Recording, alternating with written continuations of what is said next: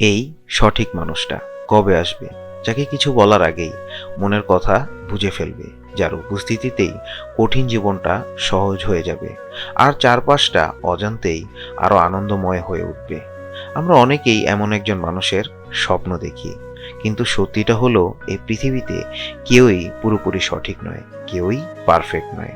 আশ্চর্যভাবে এই সঠিক মানুষ খুঁজতে খুঁজতে আমরা ধীরে ধীরে নিজের ব্যক্তিত্ব, নিজের আসল সত্তাটাকেও হারিয়ে ফেলি। আমরা ভুলে যাই যে কেউই মনের কথা পড়তে পারে না।